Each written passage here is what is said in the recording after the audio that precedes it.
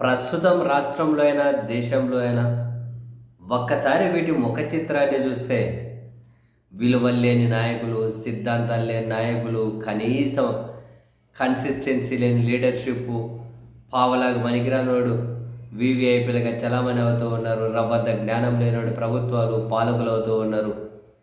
పూటకో మాట ఎటు గాలి తిరిగితే అటు తిరిగే గాలిగాళ్ళందరూ కూడా పెద్ద పెద్ద తోపులుగా చలామణి అవుతూ ఉన్నారు. కనీసం పొలిటికల్ అకౌంటబిలిటీ లేదు. ప్రభుత్వానికి సంబంధించి ఏమంటారు గవర్నమెంట్ పరంగా అకౌంటబిలిటీ లేదు. ప్రతిదీ రాజకీయమే.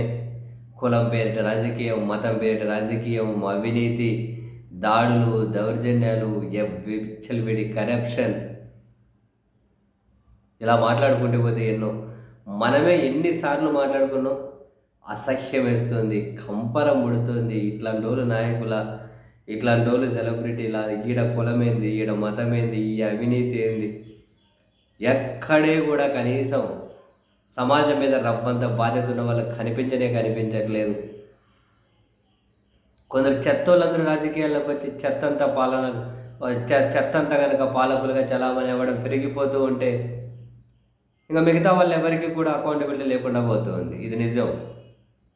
ఇంకా సోషల్ మీడియాలో వచ్చిన తర్వాత కులాల కోసమో, రాజకీయం కోసమో, మతాల కోసమో ఏ స్థాయికైనా దిగజారిపోతూ ఉన్నారు.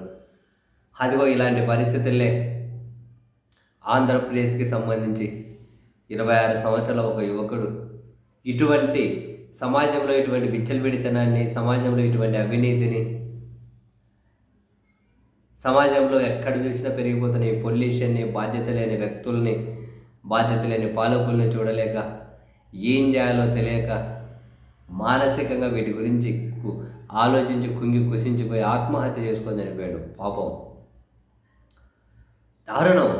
ఇదే నా జీవితం. ఎక్కడ చూసినా అవినీతి, కరప్షన్, బాధ్యత లేదు, పొల్యూషన్ పెరిగిపోతుంది. ఇంతే నా జీవితం అంటే ఇన్ని రోజులైనా ఇంతే కదా అని చెప్పి నాకు ఈ బతుకు మీదే ఆశ లేదు అని చెప్పి ఆత్మహత్య చేసుకున్నారండి బాబు.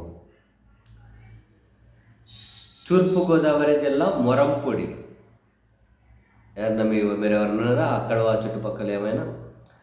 తూర్పుగోదావరి జిల్లా మొరంపూడికి చెందిన వేణుగోపాల్ వాళ్ళ అన్న దిలీప్ దంపతులతో కలిసి హైదరాబాద్ మణికొండ షిరిడి సాయినగర్లో నివసిస్తూ ఉన్నాడు. ప్రైవేట్ ఉద్యోగం చేస్తూ ఉన్నారు. 26 సంవత్సరాల వేణు ఈ నెల 23న అన్నా వదినలతో కలిసి సొంతూరుకి వెళ్ళారు. అదే రోజు మళ్ళీ హైదరాబాద్కు ఒక్కడే తిరిగి వచ్చాడు. ఏపీకి వెళ్ళాడు, సొంతూరు, తూర్పుగోదావరి జిల్లాకు వాళ్ళ అన్న వదినలతో కలిసి. అదే రోజు తిరిగి హైదరాబాద్ వచ్చేసారు. సో 25వ తేదీ నుంచి అతని ఫోన్ స్విచ్ ఆఫ్ ఉందట. కుటుంబ సభ్యులు ఆందోళన చెందారు. పక్క ఇంట్లో ఉన్న వాచ్మెన్ సాయిబాబా అట ఆయనకు ఫోన్ చేస్తే ఇంట్లోకి వెళ్ళి చూస్తే వేణుగోపాల్ సీలింగ్ ఫ్యాన్కి ఉరేసుకొని ఉన్నారట. పాపమయ్య. అయితే అక్కడ సూసైడ్ నోట్ దొరికింది. మళ్ళీ దీనికి 26 సంవత్సరాలు యువకుడు కదా, మళ్ళీ ప్రేమో, ఆర్థికపరమైన కష్టాలు, వ్యక్తిగత కష్టాలు అని చెప్పి అనుకుంటారేమో. నాకు అట్లాంటివి ఏమీ లేవు, అన్నీ బాగున్నాయి. ఇట్లాంటి సమస్యలు ఏమి నాకు లేవు. కానీ సామాజిక సమస్యలు చూడలేకున్నా నేను సమాజంలో ఉన్నటువంటి ఈ అవినీతి, బాధ్యత లేని వాళ్ళను, ఈ కాలుష్యం, ఎవరు వాటి మీద అకౌంటబిలిటీ ఫీల్ అవ్వడం లేదు. వీటన్నిటిని చూసి అసలు విరక్తి పుడుతుంది, కంపరం పుడుతుంది నాకు. నేను బ్రతికి ఇవన్నీ చూడలేను, అందుకే జీవితం మీద విరక్తి పుట్టి చనిపోతున్నాను అని చెప్పి సూసైడ్ నోట్ రాసి చనిపోయాడు. చాలా బాధాకరమయ్యా.